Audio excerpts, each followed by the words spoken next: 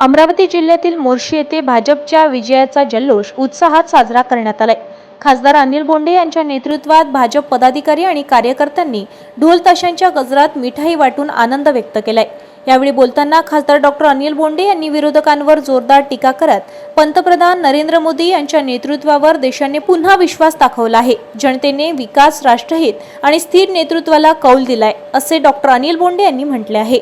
तसेच पश्चिम बंगालच्या मुख्यमंत्री ममता बॅनर्जी यांच्यावर निशाणा साधताना त्यांनी पश्चिम बंगालला बांगलादेश बनवण्याचे स्वप्न पाहणाऱ्या जनतेने चुराडा केला असा हल्लाबोल केलाय। विरोधकांवर टीका करताना त्यांनी पुढे म्हटले की देवधर्माविषयी अपशब्द वापरणाऱ्या आणि हिंदू भावनांचा अपमान करणाऱ्यांना जनतेने योग्य उत्तर दिले आहे। मोर्शी शहरात भाजप कार्यकर्त्यांनी घोषणाबाजी करत विजयाचा आनंद साजरा केलाय। संपूर्ण परिसरात उत्साहाचे वातावरण पाहायला मिळाले। भारतीय जनता पक्षाचा प्रधानमंत्री नरेंद्रजी मोदी यांच्या नेतृत्वामध्ये जो झंझावात सुरू आहे त्यामध्ये पश्चिम बंगालमध्ये अभूतपूर्व यश 191 पेक्षा जास्त जागा भारतीय जनता पक्षाला मिळाले आहे। आसाममध्ये तर रेकॉर्ड तोडलेला आहे आणि पुद्दुचेरीसुद्धा कायम ठेवलेली आहे। जे देवाला शिव्या देत होते उदयनिधी आणि स्टॅलिन त्यांचाही पक्ष सपाचट झालेला आहे आणि तिथे सुद्धा सत्तांतर झालेलं आहे। ज्या डाव्यांनी पूर्ण देशाशी बेईमानी केलेली होती त्या केरळमध्ये सुद्धा फक्त केरळमध्ये काँग्रेसला नाक राहिलं, बाकी त्याही तिथेही भाजपनी स्वतःचं अस्तित्व निर्माण केलं। आणि सर्वात महत्त्वाचं की ममता बॅनर्जीचा अहंकार, ममता बॅनर्जी जे पश्चिम बंगालला बांगलादेश करण्याचं स्वप्न पाहत होती ते चकनाचूर केलं। भारतीय जनता पक्षाच्या जाबाज कार्यकर्त्यांनी, प्रधानमंत्री नरेंद्रजी मोदींनी, गृहमंत्री अमितजी शाह यांच्या चाणक्य नीतीनी आणि त्यासोबतच राष्ट्रीय अध्यक्ष नितीन नवीनजी आणि आपले मुख्यमंत्री देवेंद्रजी फडणवीससुद्धा तिथे प्रचाराला गेले होते आणि सर्व कार्यकर्त्यांचा सामूहिक प्रयत्न या माध्यमातून पश्चिम बंगालसुद्धा भारतीय जनता पक्षाचा भगवा तिथं फडकतो आहे। आणि म्हणून हा आनंद सर्व भारतीय जनता पक्षाच्या कार्यकर्त्यासाठी अपरिमित आहे, सगळ्यात मोठा आहे। आणि म्हणून आज मोर्शीमध्ये सर्वांनी जल्लोष साजरा केला। संपूर्ण देशभर भारतीय जनता पक्ष आणि भारतीय नागरिक हा जल्लोष साजरा करतात आहे। हा विजय विकसित भारत 2047 करता महत्त्वाचा मैलाचा दगड ठरणार आहे। आणि जो पश्चिम बंगालमध्ये घुसखोर घुसपेटी आहे, आजपर्यंत राजकारण आणि ममता बॅनर्जीला सत्ता देत होते ते तिथल्या लोकांनी झुगारून लावलेलं आहे आणि म्हणून हा विजय भारतासाठी अतिशय ऐतिहासिक आहे। पुन्हा प्रधानमंत्री नरेंद्रजी मोदी, गृहमंत्री अमितजी शाह, नितीनजी नवीन, आमचे राष्ट्रीय अध्यक्ष मुख्यमंत्री देवेंद्रजी फडणवीस आणि तमाम भारतीय जनता पक्षाच्या नेत्यांचं, कार्यकर्त्यांचं मनपूर्वक मोर्शीकडून अभिनंदन। ताज्या घडामोडी आणि आपल्या शहरातील बातम्या बघण्यासाठी नंबर 1 न्यूज चॅनलला सबस्क्राईब करा, शेअर करा, आपल्या प्रतिक्रिया कॉमेंट बॉक्समध्ये द्या। आपल्या बातम्या नंबर 1 न्यूज चॅनलवर बघण्यासाठी 99 21 58 96 63 या व्हॉट्सअपवर मेसेज करा।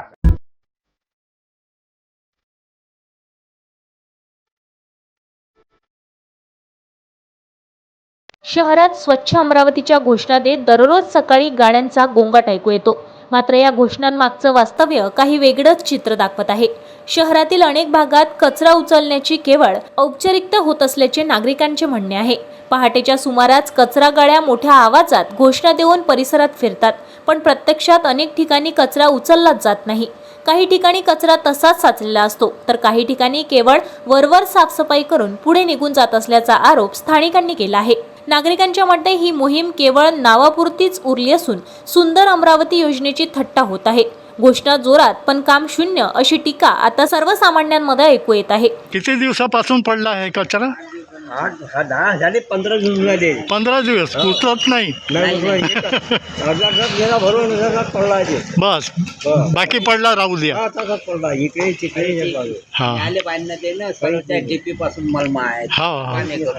हे एकविरा देवीचं मंदिर आहे नाही का? खडकाडीपुरा इथेच हे घाण आहे सगळं।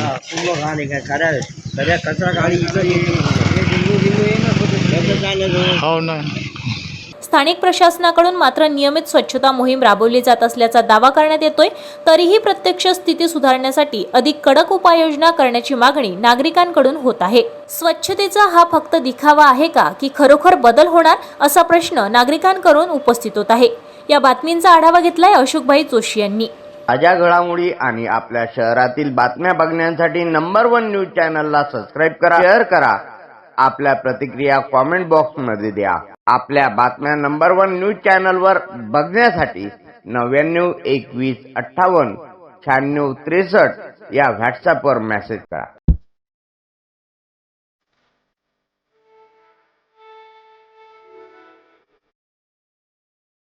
भुकेल्यांना अन्न, तहानलेल्यांना पाणी ही शिकवण संत गाडगे महाराजांनी दिली आणि आजही अनेकांच्या मनात ती खोलवर रुजलेली आहे. याच विचारांचा वारसा पुढे नेत अमरावतीतील यावडे कुटुंबांनी एक प्रेरणादायी उपक्रम हाती घेतला आहे. समाजसेवेची जाणीव जपत यावडे कुटुंबांनी आपल्या नियमित व्यवसायासोबतच रोटी बँक सुरू केली आहे. या उपक्रमातून दररोज अनेक गरजू आणि भुकेल्या लोकांना अन्न पुरवले जाते. विशेष म्हणजे केवळ अन्न पुरवठ्यावरच न थांबता त्यांनी शहरातील गांधी चौक परिसरात थंड पाण्याची पाणपोई सुद्धा सुरू केली आहे. उन्हाच्या कडक झाडांमध्ये तहानलेल्या नागरिकांसाठी ही पाणपोई मोठा दिलासा देणारी ठरत आहे. येथून दररोज शेकडो नागरिक थंड पाण्याचा लाभ घेत आहे. यावडे कुटुंबांचा हा उपक्रम केवळ सेवा नसून समाजासाठी एक आदर्श निर्माण करणारा आहे. आजच्या धावपळीच्या जीवनात अशा उपक्रमांमुळे मानवतेचा खरा अर्थ अधोरेखित होत आहे. या बातमीचा आढावा घेतलाय वरिष्ठ पत्रकार अशोकभाई जोशी यांनी.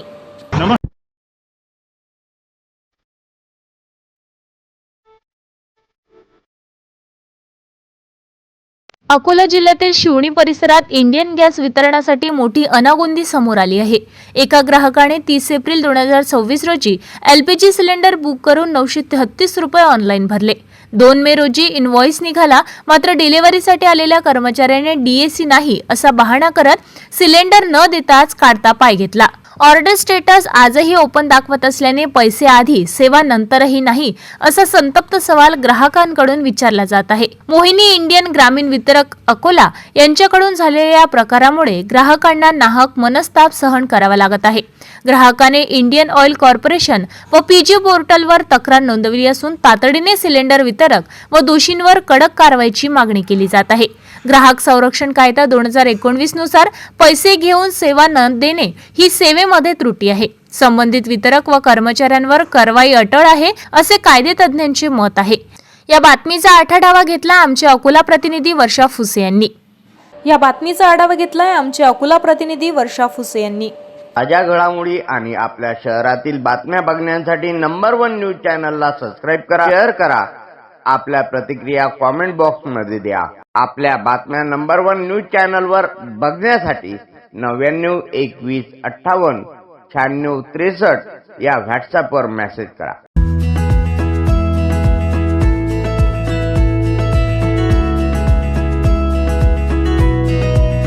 एका बापाने काळजाच्या तुकड्याला सासरी धाडण्यासाठी वर्षानुवर्षे पै जमवला.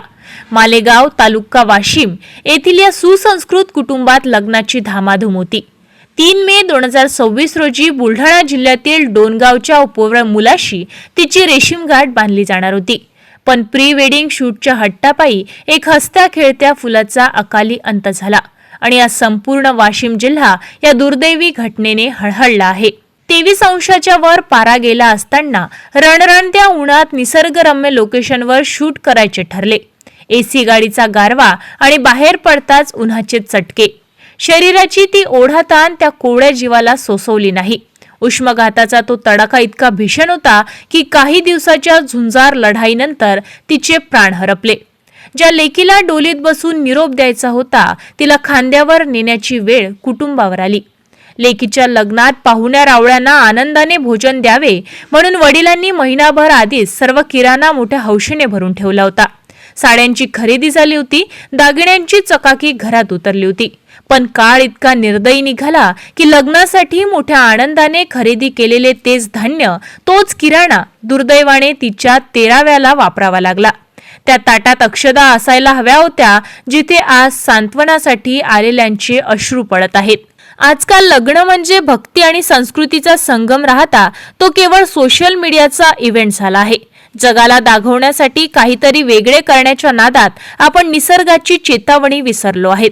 2 मिनिटाच्या रीलसाठी आयुष्याची किंमत इतकी स्वस्त आहे का? ऋतुमानाचा विचार न करता निसर्गाशी खेळण्याचे धाडस आपण का करतो? समाजाच्या दबावाखाली आपण आपल्या लेकीबाळींच्या आरोग्याशी तडजोड करतोय का? लग्नाची विधी आनंदाने करा, पण त्यात जीवाचा धोका नको. महागडे कॅमेरे आणि सुंदर लोकेशन तुमची गेलेली माणसं परत आणू शकत नाहीत. मालेगावच्या त्या बापाच्या रिकाम्या घराकडे आणि डोनगावच्या त्या तरुणाच्या शून्य चेहऱ्याकडे बघून आपण दिखाव्याचा अट्टहास सोडणार का? ही शोकांतिका पुन्हा कोणाच्या वाटेला येऊ नये हीच कळकळीची विनंती आहे. या बातमीचा आढावा घेतलाय प्रतिनिधी वर्षा फुसे अकोट यांनी. ताज्या घडामोडी आणि आपल्या शहरातील बातम्या बघण्यासाठी नंबर 1 न्यूज चॅनलला सबस्क्राईब करा, शेअर करा. आपल्या प्रतिक्रिया कॉमेंट बॉक्स मध्ये द्या. आपल्या बातम्या नंबर 1 न्यूज चॅनलवर बघण्यासाठी 99 21 58 96 63 या व्हॉट्सअपवर मेसेज करा.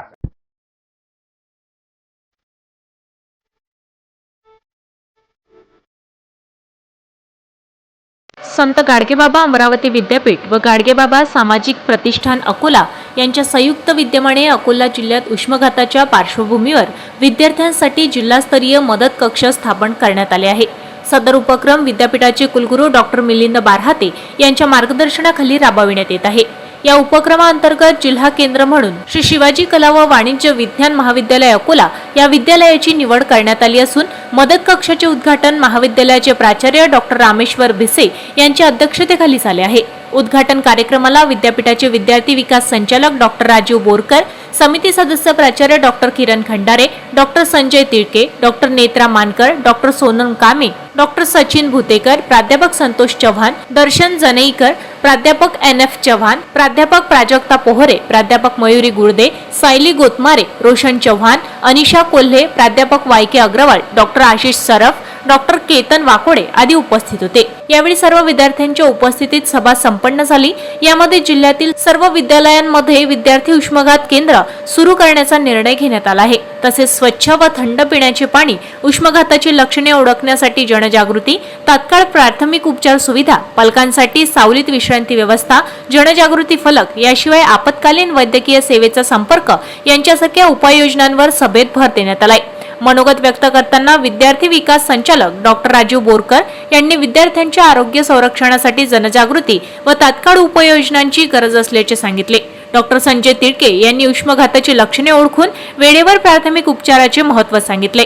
प्राध्यापक रोहन बुंदिले यांनी जिल्हास्तरीय मदत कक्षाच्या माध्यमातून विद्यार्थ्यांना त्वरित सहाय्य मिळण्यासाठी विद्यार्थ्यांनी सक्रिय सहभाग नोंदवावा असे नमूद करून गाडगेबाबा सामाजिक प्रतिष्ठानच्या वतीने प्रत्येक महाविद्यालयाच्या परीक्षा केंद्रावर भेट देऊन विद्यार्थ्यांना मोफत ORS व ग्लुकोजचे वितरण करण्यात येणार असल्याची माहिती दिली आहे. अध्यक्षीय मनोगत डॉक्टर रामेश्वर भिसे यांनी जिल्हा केंद्र म्हणून सर्व महाविद्यालयीन समन्वयाचा हा उपक्रम प्रभावीपणे राबविण्याचे आवाहन केले आहे. कार्यक्रमाचे प्रास्ताविक संचालन व आभार प्रदर्शन गाडगेबाबा सामाजिक प्रतिष्ठानचे अध्यक्ष तथा जिल्हास्तरीय उष्माघात मदत केंद्राचे समन्वयक प्राध्यापक रोहन बुंदिले यांनी केले.